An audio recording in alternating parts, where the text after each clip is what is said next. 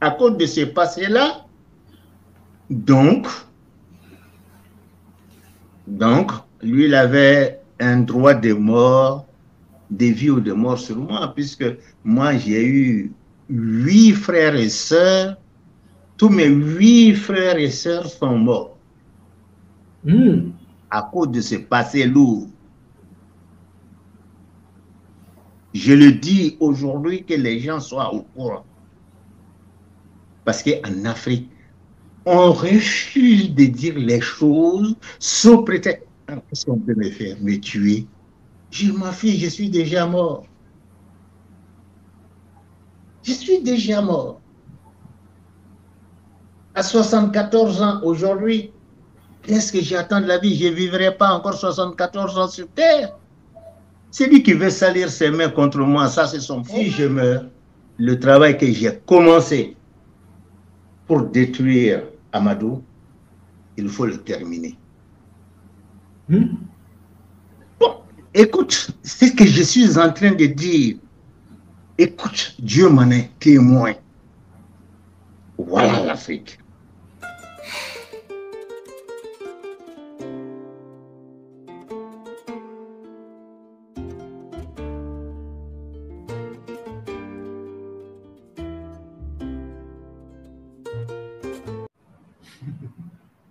Quand elle est morte, elle a donné mon terrain en héritage à sa fille. Ah bon? Eh bien, oui, oui, justement, c'est pourquoi j'ai dit que je vais froisser des gens aujourd'hui. Mais la vérité doit se dire et la vérité doit sortir. Nécessairement. C'est-à-dire que l'une des causes, moi ce que je vois, l'une des causes pour lesquelles la diaspora n'ose même pas certaines fois rentrer, il faudrait qu'on se dise la vérité, quoi. On ne va plus se cacher, on ne va plus se caresser dans le sens du poids. C'est à cause de la sorcellerie. C'est-à-dire que Mais tu fais déjà quelque chose au pays, tu fais quelque chose au pays, on prépare, c'est-à-dire qu'on on prépare, on fait de sorte que lorsque tu viens, on te termine. C'est-à-dire que la sorcellerie africaine, quand on voit, par exemple, quand on voit les Chinois, les autres peuples, les autres, sur les autres continents, ils utilisent leur sorcellerie pour inventer des choses. Mais nous, c'est pour se tuer, c'est pour s'entretuer. exactement. Nous, les Chinois s'entraident pour se développer. Les Chinois, entre parenthèses, hein, je donne un cas parce que je vis avec eux. Ah, Je travaille avec eux. j'ai eu un délestage chez moi, apporte la lumière, Oui, apporte la lumière. J'ai eu un délestage, mais ça va aller. oui. Bon, Euh, voilà, vous pouvez aller, il n'y a pas de souci. bien.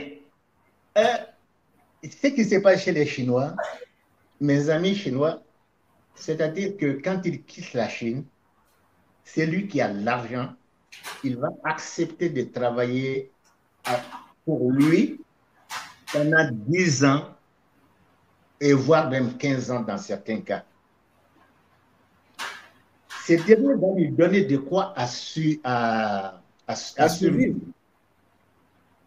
Mais à la fin de son contrat maintenant, ce dernier l'aide à acheter un fonds de commerce et l'aide à l'installer à son compte. Voilà comment les Chinois ils font. Mais nous, les Africains, c'est le contraire, hein. Nous, les Africains, c'est-à-dire qu'on s'entretue. Exactement. On va te tuer à cause de tes propres biens. C'est ça. Je reviens toujours sur cette histoire de terrain. Je parle d'une histoire là qui est encore d'actualité. Hein. Ça ne veut même pas dire moi. Quand la sœur est morte, ça fait au moins 2 ans, je crois, ou 3 ans. Donc, quand elle a donné le terrain à sa fille, un jour, j'apprends que sa fille et son fils a déménagé sur ma parcelle. Moi, j'appelle ma nièce. J'ai dit, ma nièce, ça va? Elle me dit, c'est qui? J'ai dit, c'est ton oncle de tes parents. J'ai dit, en mourant, ta mère t'a donné le terrain sur lequel que tu viens de déménager il y a une semaine. ta mère t'a pas dit en mourant que le terrain est à moi? Elle me dit non. J'ai dit, Magnès, tu es sûr que ta mère t'a pas dit que le terrain est à moi? Elle me dit non. Ah, si ta mère t'a pas dit que le terrain est à moi, toi, tu es ma nièce. Je ne veux pas discuter avec toi. Mais la seule chose que je vais te dire, ta propre mère, en mourant, a coupé nos liens de fraternité.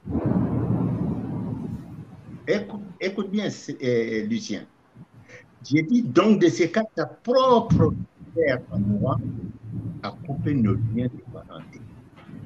Donc, j'ai juste dit ça, j'ai raccroché.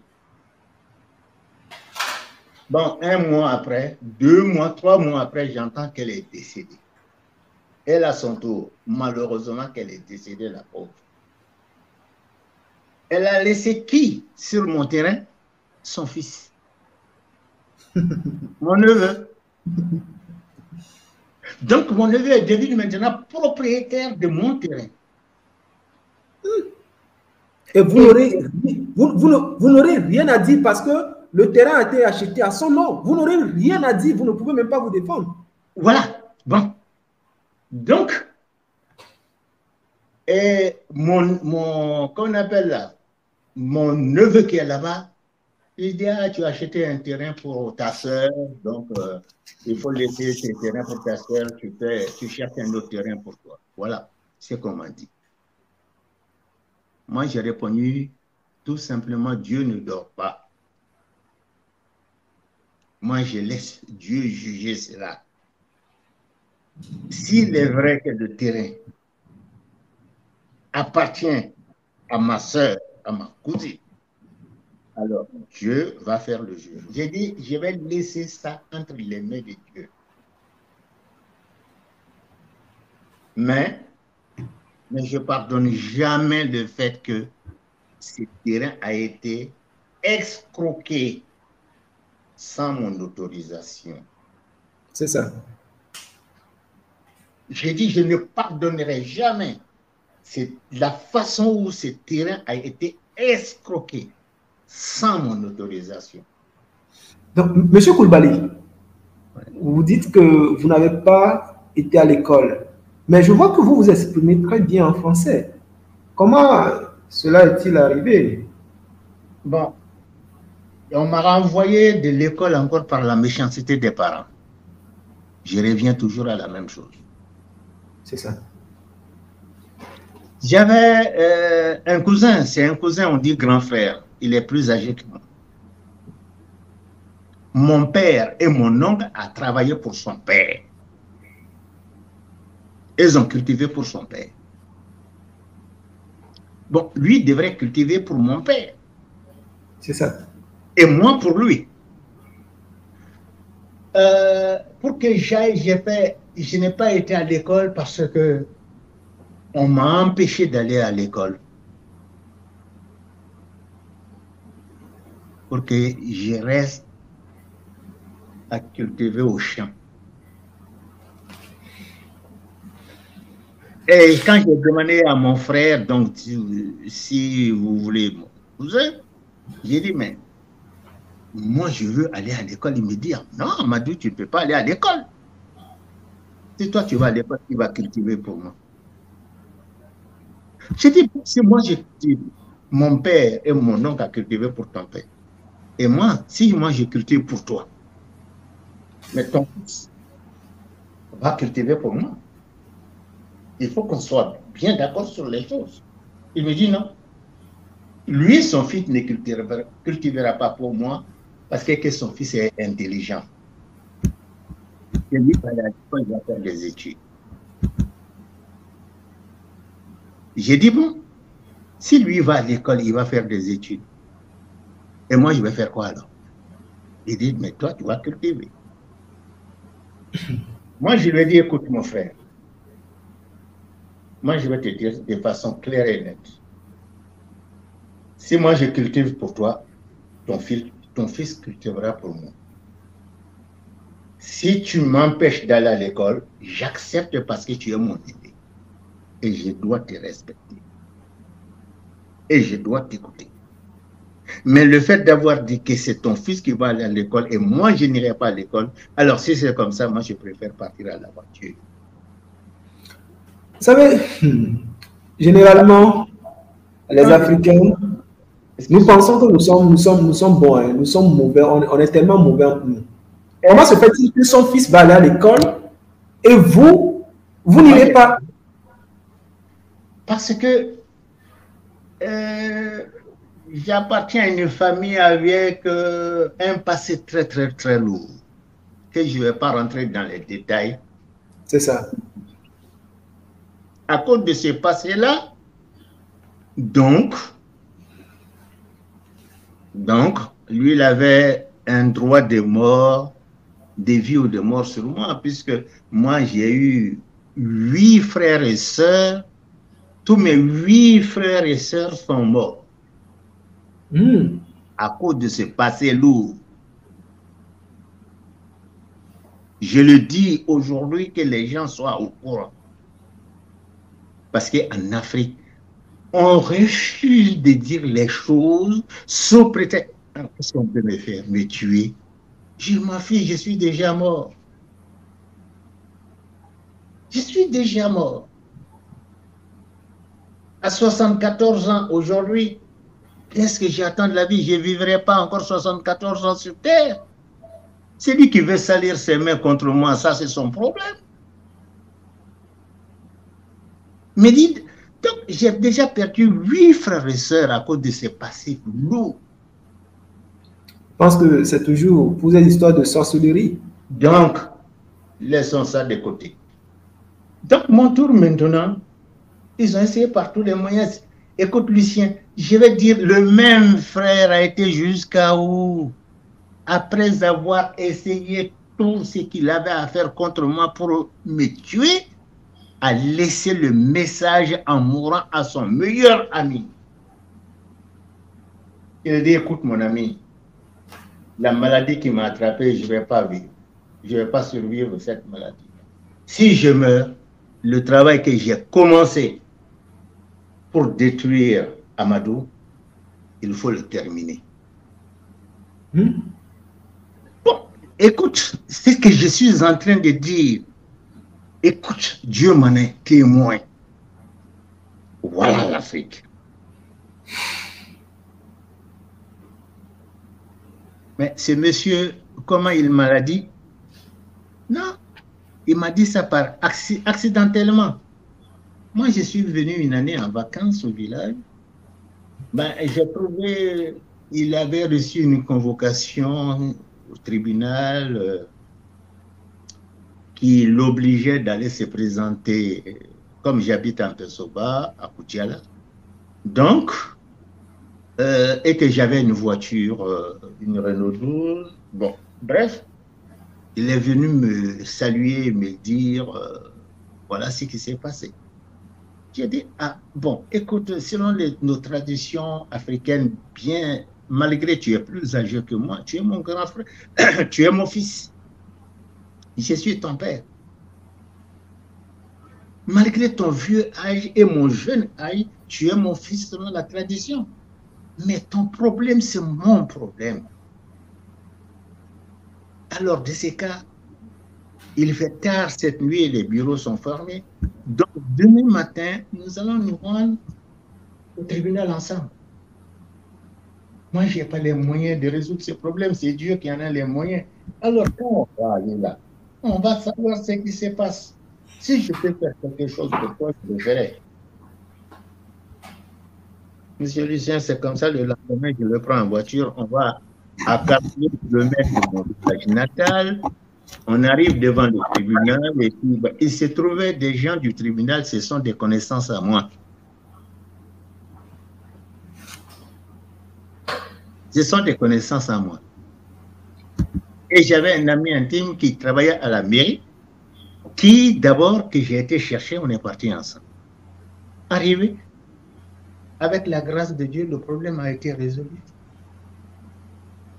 Après, elle est rentrée dans le bureau du procureur, il dit, ah oui, Il dit, mais oui, ce dossier-là, bon, j'en ai marre, bon, j'ai donné l'autorisation qu'on transfère ce dossier dans la capitale. Donc, il ne viendra plus ici.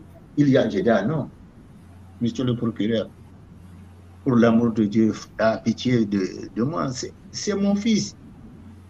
Le procureur me dit, mais comment ça, c'est ton fils, il est plus vieux que toi, il peut être ton père. Non, c'est dans la tradition, c'est mon fils. Mais non, on ne va pas laisser ces derniers avec ses cheveux blancs maintenant payer du transport pour aller jusqu'à dans la capitale. Dites-moi ce qu'il y a à faire. Bon, ce qu'il y a à faire, avec la grâce de Dieu, on a réglé le problème. Terminé, le problème était fini. Bon, au retour maintenant sur les 42 km, je vois le monsieur est en train de... Il était sans mots. À 1 kilomètre du village, maintenant, il me dit, écoute, arrête la voiture. Moi, j'arrête la voiture. Moi, je croyais qu'il allait faire pipi. Bon, alors moi, je suis dans la brousse. J'ai fait des détours, parce que chez nous, même ton pipi, quand tu fais pipi, il faut faire attention. Parce que tu ne sais pas qui va ramasser derrière toi et faire quoi avec. Il faut être vigilant dans tout ce que tu fais. Il faut être vigilant dans ce que tu dis. C'est ça. Et si j'étais plus jeune là aussi, ce que je suis en train de dire, ils vont écouter ça, c'est ma mort assurée. Mais je m'en fous maintenant. Complètement, je m'en tape. Ma vie appartient à Dieu. Et personne ne pourra rien faire. Personne. Oh, personne. Ce que Dieu a prescrit pour moi. Tu es venu tel jour, tu vas mourir tel jour. Tel jour. Que Dieu c'est ceux-là qui sont faibles d'esprit qui se laissent. Exact. Qui se laissent faire. Hein? Lucien, c'est comme ça que j'ai fait. Il me dit, j'étais bon, moi je suis venu, je l'ai trouvé assis, je croyais faire. Il me dit, oui, bon, écoute, il me dit, Amadou, je ne sais pas quoi te dire. Je dis, mais tu n'as rien à dire. Il me dit, mais tu as fait ça pour moi, combien? J'ai dit, pour toi aussi, mon fils. Si un père fait quelque chose pour son fils, est-ce qu'il doit demander un salaire pour ça? Moi, je l'ai fait pour que tu puisses avoir la paix de l'âme. Que tu sois plus dérangé. Pour que tu puisses avoir la paix de l'âme, c'est mon salaire. C'est de là qu'il me dit, voilà, ton grand frère, en mourant, m'a fait promettre qu'après sa mort, pour qu'il me tue. En réalité, non, on va directement. J'ai dit, écoute mon fils. Je n'ai pas dit d'abord mon fils, hein, j'ai dit, écoute grand frère. Comme tu as pris une promesse pour me tuer, il faut tenir ta promesse. Il a perdu 8 frères et sœurs. Bon, pour moi, la mort ne m'est plus étrangère. Que je meure maintenant, que ce soit ta main qui va me tuer, que la main de quelqu'un d'autre, mais ça m'est complètement égal. Donc c'est Dieu. Moi, je permets à Dieu. Il me dit, il a baissé sa prière. J'ai vu que ces vieux monsieur a commencé à descendre des larmes. J'ai vu larmes descendre de ses yeux. Moi, j'avais dit non, pas à ce degré-là. J'ai dit non, si c'est à ce degré-là, respecte ta promesse. Si toi, tu arrives à me tuer, c'est que mon heure est arrivée. Il me dit non. Avec ce que tu as fait pour moi, je ne pourrais pas exécuter ma promesse. Je vais aller faire des sacrifices pour revenir, pour annuler la promesse que j'ai faite. C'est comme ça que je l'ai su. Bon, Lucien, voilà. Il faut que tous les Africains le sachent. Quelqu'un qui veut te tuer en Afrique, il n'arrive pas à te tuer. En mourant, il laisse le message à quelqu'un d'autre de te tuer. Donc, du coup, moi, j'ai vivais avec une épée Damoclès sur ma tête. Et cette épée allait descendre quand je ne savais pas. Et des gens que je croyais mes amis, je croyais mes parents. Voilà la situation. Est-ce que ça encourage à un diaspora ayant vécu tout ça de venir au village? Lucien, entre parenthèses encore, je te dis, la parcelle que j'ai achetée pour moi, le devis, on m'a fait 4 fois le devis clé en main. Ah bon? 4 fois le devis? 4 fois le devis clé en main, j'ai payé. J'ai payé la totalité. Mais jusqu'à aujourd'hui, je crois j'ai trouvé qu'il y a une petite maison de 5 rangées de briques. Ah bon? 5 rangées de briques, c'est tout. Hein? Et des briques encore qui manquent du ciment. Coup de poing dans la brique. Mon coup de poing va rentrer dans la brique. Voilà la situation. Je pourrais dire encore quoi? Je pense que tout ça, en vrai, ne peut pas motiver la diaspora à venir investir en Afrique. Donc, ceux qui le font déjà, la diaspora qui fait déjà le premier pas, qui défie quand même leur peur, qui défie le vol, qui est de plus en plus grandissant sur le continent, sont des personnes que nous devons féliciter et encourager. C'est pourquoi d'ailleurs, moi, ce que je fais au quotidien, c'est de donner les astuces, de donner les choses qu'il faut surtout faire pour contourner ces vols, ces arnaques de la diaspora en Afrique. Parce que la famille même, comme vous l'avez dit, c'est la famille qui vole le plus. S'il y a des personnes qui volent le plus en Afrique, c'est la famille même, la famille de la diaspora, des diasporas, des différentes personnes qui sont à l'extérieur, c'est la famille qui vole le plus. Parce que la famille sait que si on te vole, s'il te vole, eh bien, tu n'auras rien à faire. Exact. Tu n'auras rien à faire. Tu n'auras rien à faire. Voilà. Voilà la situation. Voilà pourquoi il est très difficile d'investir. Et ça encore le problème du pays. C'est-à-dire qu'il y a une chose que j'ai compris avec toute l'expérience malheureuse que j'ai eue, parce que je n'ai pas eu seulement avec la famille, je l'ai eu également avec les amis, que c'est un sujet qu'on va en parler si vous voulez bien.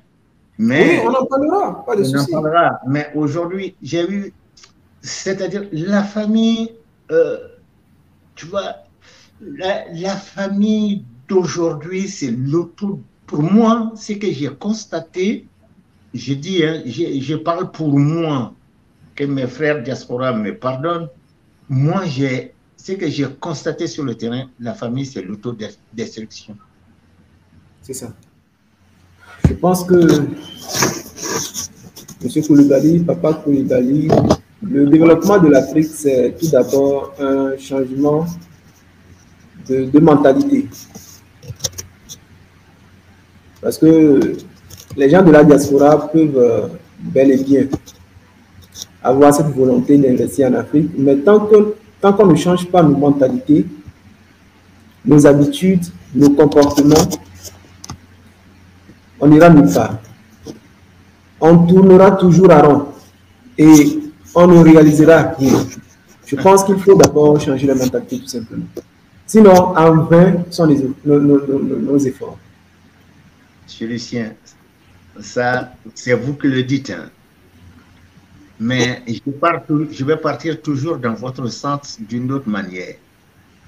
Monsieur Lucien, regardez cette chemise que vous portez là aujourd'hui. Avec la sueur de toute la journée, quand vous allez rentrer chez vous, vous allez l'enlever avec votre pantalon et votre femme va les laver. Ouais. Parce que c'est sale. C'est ça. Mais quand la mentalité est sale, comment on peut laver? Il faut une éducation. Il faut éduquer les gens, il faut dire des vérités comme ça. Bon. Monsieur Lucien, il y a une chose dans une société.